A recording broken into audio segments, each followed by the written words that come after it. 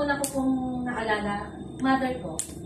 Kasi yung mother ko po, na-aksidente siya sa palengke way back 2012. Nagkaroon po siya ng parang pinched nerve dito sa may tailbone.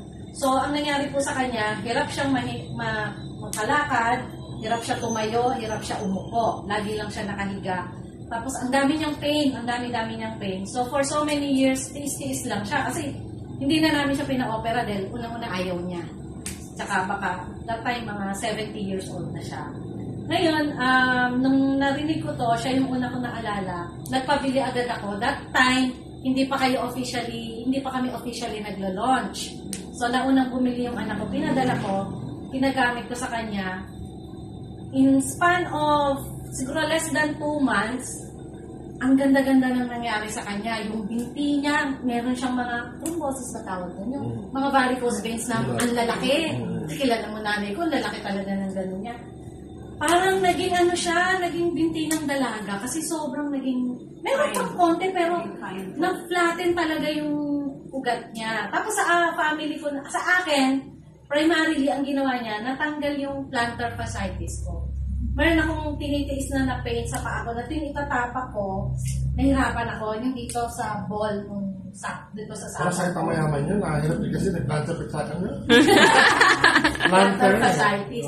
Ngayon, ang ginawa ng anak ko, binilan ako ng yung nabibili ngayon na yung sa FlexiFoot, yung insole siya na kino-customize sa paa mo na nagalit ako.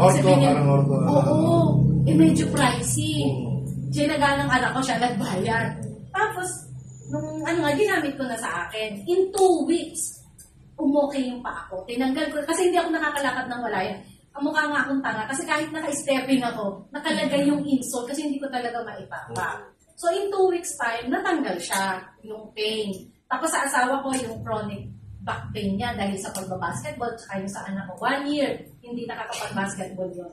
Pero nung pumunta sa office, nag-demo bago po pinakuha yung product, gumala na. Galit na galit ako. Sabi ko, kala ko ba ayaw mo magpunta, pinakukuha ko yung product sa office.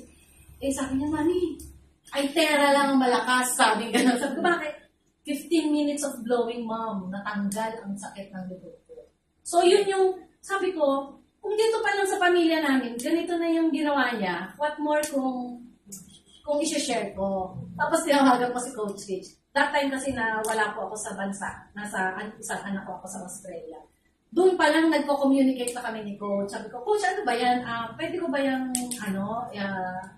gawing business? Kasi nung unang usap namin, sabi ko sa kanya, Coach, ba yung mga bilog-bilog? Yung bilog-bilog, kukuha ka na isa sa kaliwa, isa sa kanan. Ayoko kasi yun. Tapos sabi niya, ma'am, ano naman po yun? Option nyo kasi, doon ka lang din nalaman na once pala bumili ka, automatic, member ka na. So sabi ko, ganun pala yun, wala ka nang ibang ilalabas na pera. So yun na, that's where I started. Nung pag-uwi ko, inasikaso ko na. Hindi ako kasing bilis nila. Pero, kasing bilis, pero ang binibenta, pro. Mabagal pa daw to. Kasi nakikita na ng mga tao, actually sila yung nagme-message sa akin. Natuto na din ako ngayon mag-post kasi hindi ako mahilig doon yung Facebook. So nagpapaturo lang sa anak ko. So ayun, if you want to do this as business, siguro umpisahan nyo lang pagalawin yung mga social media accounts nyo. Kasi sila na yung magtatanong. Tapos naglagay na rin ako ng isang maliit na clinic din doon sa may Marilao, sa may highway. So, tumatanggap din kami ng kung sino gusto mag-try, mag-therapy. Pwede. Ay po sa inyo, kung may kakilala kayo na mahirapan pumunta dito, pwede nyo po ipadalo. Actually, galing ako doon sa office, yung mga taga San Jose nandun. Sino ba yung mga